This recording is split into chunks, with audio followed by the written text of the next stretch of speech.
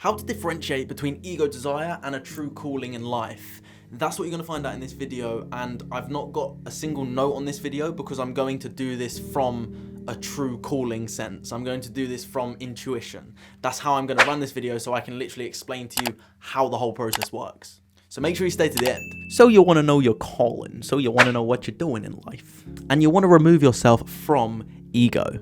That's what you want, and that's why you're here. So I'm going to show you exactly what you can do to get that done. And I've actually got a very simple technique that you can use that has been used in ancient wisdoms for years and has been brought out by people like Greg Braden, and they've used it to really go from true calling versus ego. And sometimes we have to admit when we're wrong. That is how we go into true calling. So if you can't admit you're wrong, then turn this video off, please, because that's going to be very difficult, because you can't move into a true calling when you're in a place of ego. And someone that can't admit they're wrong are in a place of ego. Just for example, a lot of the stuff I talk about is, I know it to be true currently. It could completely change, and even science is proving that now. For example, physics was always said that everything in the universe is made up of matter. That's incorrect. Quantum physics states that everything is made up of energy. So even science is being proven wrong by the new sciences, quantum physics, epigenetics, all these new sciences that are really questioning possibility. Because when we question possibility, we start to question ourselves. So what can we actually do, and how can we actually go from that? I'm gonna sit for a moment and really just move into that calling and that higher sense of understanding versus what I think you want to hear. So you may not like what I have to hear. I'm just going to say what comes to me. And for me, this isn't necessarily, it's not as spiritual as channeling energy. And I had someone ask me the other day, do you channel energy when you work? And theoretically I do, but I don't intentionally do it. It's just how I work. It's just my way of working, which isn't scripted or structured. That's how I best work and how I best approach life. Like even down to my gym sessions, I was having a conversation with someone.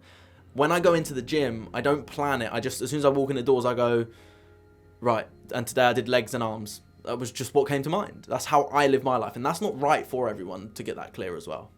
While I sit here like this, just enjoy these monkey videos. Hopefully it will cheer you up.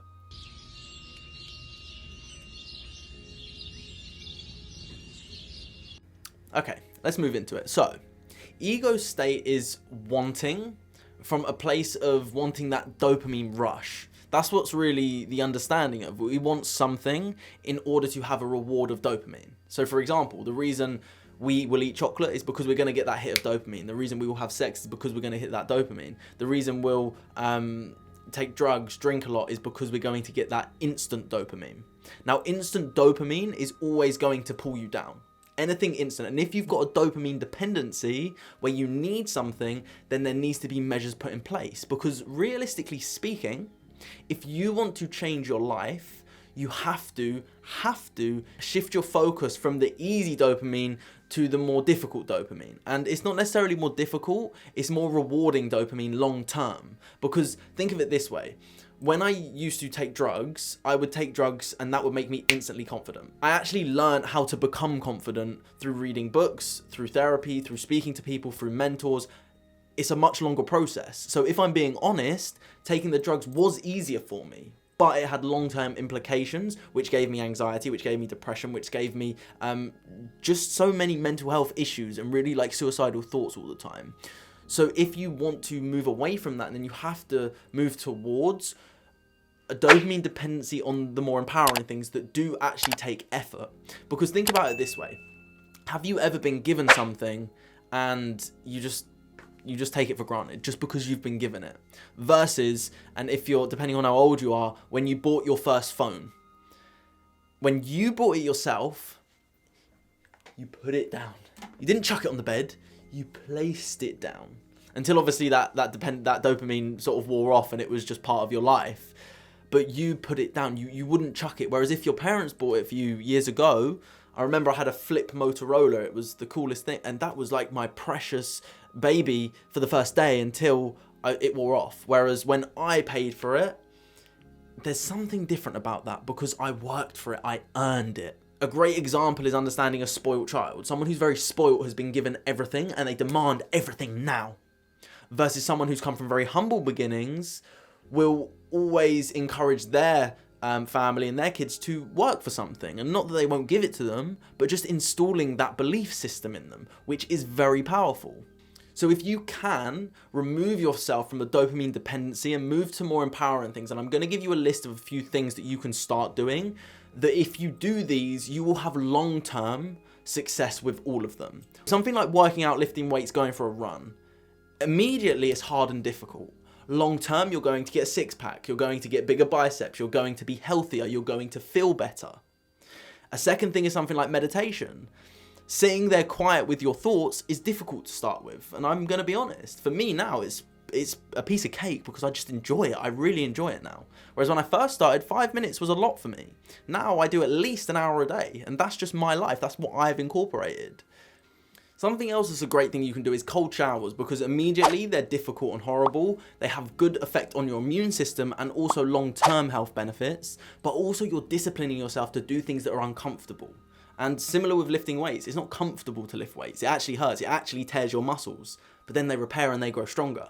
So when you start to do that in other areas of your life, like cold showers, then you start to have a better impact as well. Eat more healthy foods. Remove yourself from the easy dopamine hit of a cake and have a salad. I'm not saying you have to only eat salads, because I do eat some processed foods, but I have a healthy lifestyle. And when you have a healthy lifestyle, having something bad isn't actually that bad. It's actually giving you a balanced diet. Writing, physical contact, all these types of things. Something that is actually going to... And also healthy relationships, that's one as well, because if you are constantly in toxic relationships, then you're always going to be looking for toxicity, and you're never going to find true happiness, because you're always going to be more comfortable in the toxic sense.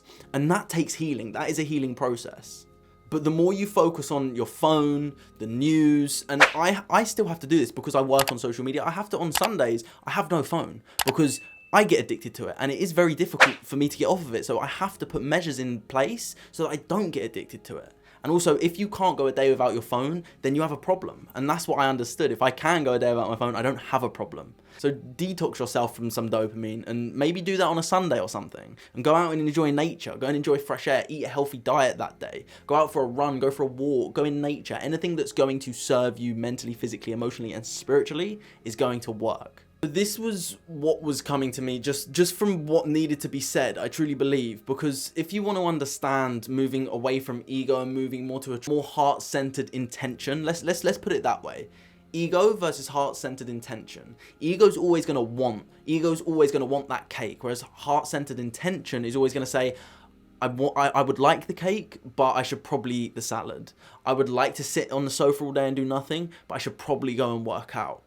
And when you start to move to that place, then your intuition becomes clearer. And when your intuition becomes clearer, and you can test this, but when your intuition becomes clearer, you start to do things that you more enjoy, and also you start to manifest new things as well, because you're shifting your whole perspective on life in general. So the one simple technique that you can do to move to a heart-centered intention versus ego is literally take yourself back for a second. I'm gonna scoot back. What I want you to do is, when something's coming up, I want you to just place your hand on your heart. Because what happens when you touch your arm? Your intention is going to where you're touching your arm. What if I said to you to focus on where your tongue is sitting in your mouth? You now are focusing where your tongue is sitting. And what if I told you to focus on your big right toe? You're now focusing on it, and now you can feel it, and now you're probably wiggling it just like I am. Reason being is, where we place our intention is where our energy goes to. Where focus goes, energy flows. So if you can focus your intention on your heart, you're moving into your heart center. Literally, like literally. So you're moving away from ego. And then this is where you can start to ask those questions. And you can sit there, and I've done this before when I've been speaking to people, if I've been looking for a relationship, and I've been honest with myself and said, this isn't the right one. I've done it before in ending relationship, and sometimes that has to happen. Even though it's difficult, because always the right answer isn't always the best answer and the most appealing answer. Sometimes it is the difficult answer. Mostly it's the difficult answer, if I'm honest. But when you start making more difficult decisions, it starts to become second nature, and you are okay with making those difficult decisions. When I broke up with one of the girlfriends I was with, that broke me. That really did, because it was a very difficult decision. But it was something that served both of us long term for that to happen. So if you want to move into a heart-centered intention, place your hand over your heart, take in a couple of deep breaths through the nose and out through the nose. Because what you're doing is you're clearing the mind. You're starting to move away from you're disassociating from all the judgment, all the clouded judgment in your mind, and you're moving into a clearer space. When your hand's focused on your heart, you're focused on your heart, you're focused on your mind, and you're clearing everything and just making everything much smoother. So when you ask yourself a question, like for example, I'll do this right now, and I'll ask myself the question, is there anything else that I should add to this video that would make it more impacting to people to listen? See, my immediate answer is yes. Now I've got to figure out exactly what that is. It's not necessarily the easiest decision, but it's what's needed. And what's needed versus the easiest decision is always going to be different, because it's easier to go and make yourself a sandwich, an unhealthy sandwich with crisps, which I still do, don't get me wrong, than it is to make a really healthy meal. It's just easier. So we go for the easy options a lot of the time. Okay. So I've kind of understood. I've just re-looked at the question that someone asked, and it is how to differentiate from ego desire to true call. That's what's been written. But I'm going to go from ego desire to heartfelt intention. And when I've read that again, it's made me understand an ego desire wants, a true intention, a heartfelt intention, a true calling is what you need. So what you want versus what you need is totally different. You may want to get this job that you're trying to manifest, but you may need to be rejected for you to build courage to then start your own business that makes you really achieve the goals of your dreams. You may want to stay with this girlfriend, this boyfriend, but you may need to be broken up with so badly so that you work on yourself and you find the person of your dreams. You may want money right now, but you may need to wait, to be patient, to understand what it is to be truly wealthy, and also so you don't blow it. And a great example is myself. 5-6 years ago, I wanted to be financially successful. I really wanted to, and I was focusing on it, and I quit my job. I dropped out of college 3 months to the end of my course, plumbing course. I then quit my job, and I was so set that I was going to become a millionaire doing Forex trading. After a few months, I lost all my money and I went completely broke again. So I was like, what? I thought the law of attraction said if you think about it, it works. That's not how it works. And if you want to move to manifesting, move it to the understanding of, well, yeah, you may want something, but if you get it right now, that could actually be the worst thing. And the way I think about it is, if I would have had money back then, I would have taken more drugs and I probably would have ended up dying, because my body wouldn't have been able to cope with it, and I would have had more money to spend on it. So the best thing that ever happened to me, and this is from a whole third-person perspective, looking at my situation from the outside, is I'm so glad I didn't have any money back then. I'm so glad that my life was a mess, because I wouldn't be as happy as I am today. And I truly, genuinely am happy with my life. It doesn't mean I've hit my limit, because I'm nowhere near my limit. There's way more to go. But this is where it all started for me, and it needed to happen. Like I said, true calling, heartfelt intention is what you need. Ego's desire is what you want. So when you want something so bad, you need to really understand it. And this is just a breakthrough from me just talking about this, is when I want something, ask myself, well, why do I want it? What do I really want from that? Just asking yourself that question. Why do I want £1 million? What do I really want from £1 million? Well, I just want to be happy. And that's what I did. I just wanted to be happy. I just wanted to be free. And look at my life. I'm happy and free. I've got no boss. I do what I do. Don't get me wrong, it's a lot of hard work, and it is. And I stopped doing a 9 to 5 so I could do a 9 to 10, a 9 to 11 in the evening, like every day. Obviously, I don't do that anymore. But I've done long hours. I work pretty much 6-7 days a week, and I'm working on giving myself a day off, like I said, with my phone, for not on Sundays and stuff like that. But ego's desire is wanting. True calling and heartfelt intention is what you really need. And not from a sense of like, oh, I need this in my life, but from a sense of like, no, your soul actually needs this. Just like someone who's really unhealthy, they need to get healthy. Just like someone who's going through a lot of pain, they need to heal.